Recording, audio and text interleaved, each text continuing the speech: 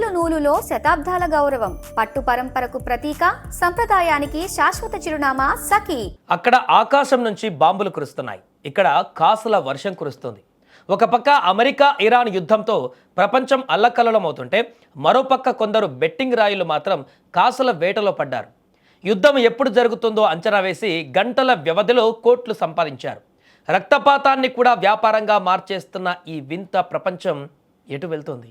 Iran పైన బాంబులు పడకముందే తమ జేబులు నింపుకుంటున్నారు. అమెరికా ఇరాన్పై ఎప్పుడు దాడి చేస్తుంది? ఫిబ్రవరి 28 లోపు బాంబులు పడతాయా లేదా? ఇదే ప్రశ్న ఇప్పుడు బెట్టింగ్ మార్కెట్లో హాట్ కేక్లా మారింది. పాలీ మార్కెట్ అనే క్రిప్టో ఆధారిత ప్లాట్ఫామ్లో గత శుక్రవారం ఒక వింత పరిస్థితి కనిపించింది. అమెరికా ఇరాన్ పైన విరుచుకుపడ్డానికి కేవలం గంటల ముందే కొందరు యూజర్లు భారీగా బెట్లు కాశారు. ఇరాన్ రాజధాని టెహరాన్ పైన మొదటి బాంబు పడక ముందే 150 మందికి పైగా బెట్టింగ్లో పాల్గొన్నారు.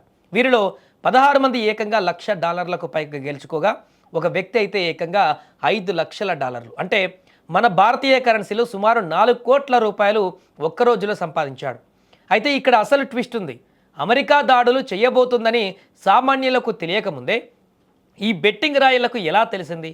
ఇది కేవలం అంచనా మాత్రమేనా, లేక లోపల ఏదైనా సమాచారం లీక్ అయిందా? మాగామి మ్యాన్ లాంటి అకౌంట్ల ద్వారా జరిగిన ఈ బెట్టింగ్లపైన ఇప్పుడు తీవ్ర విమర్శలు వస్తున్నాయి. యుద్ధం అంటే ప్రాణాలు పోయే విషయం. అటువంటి చావుల మీద కూడా బెట్టింగులు ఏంటని ప్రపంచవ్యాప్తంగా నిరసనలు వ్యక్తమవుతున్నాయి.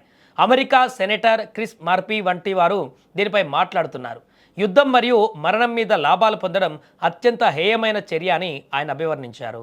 ఇక బెట్టింగ్ నిర్వహించిన ఈ పాలీ మార్కెట్ అనేది ఒక అన్రెగ్యులేటెడ్ క్రిప్టో ప్లాట్ఫామ్. అంటే దీనిపైన ఎవరి నియంత్రణ ఉండదు. యుద్ధం ఎప్పుడు మొదలవుతుంది, ఎవరు చనిపోతారు అనే విషయాలపైన కూడా ఇక్కడ బెట్టింగ్లు జరుగుతున్నాయి.